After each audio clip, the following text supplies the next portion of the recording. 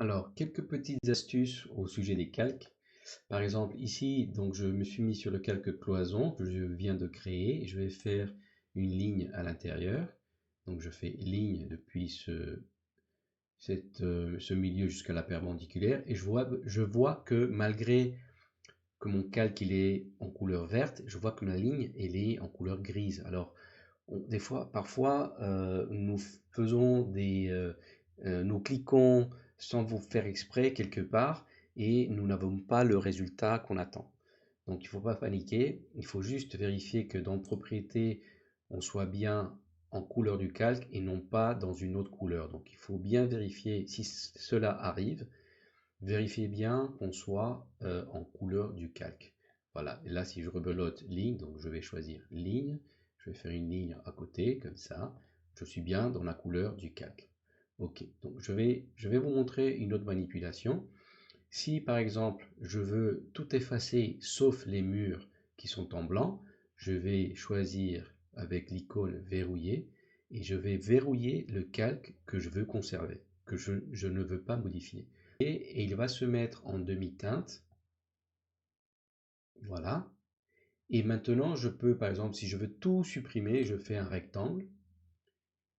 Je vais avec la touche supprimer du clavier.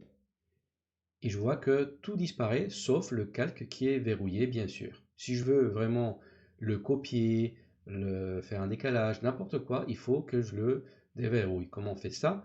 Je vais tout simplement dans l'icône déverrouiller, je choisis le calque que je veux déverrouiller.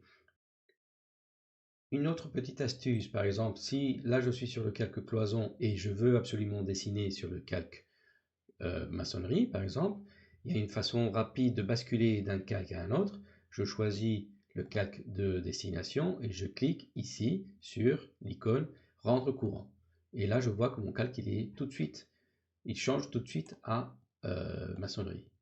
Voilà. Autre chose, je peux tout simplement, en appuyant sur la petite ampoule inactif, éteindre d'autres calques.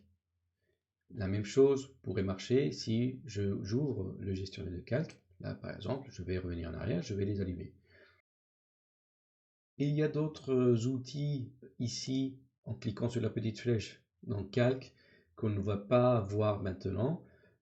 Calque précédent, remplacer le calque courant, copier des objets dans un nouveau calque, etc. etc. État de calque, etc. Pour les étages, comme je vous ai expliqué avant, il y a plein de choses on ne va pas rentrer dans les détails.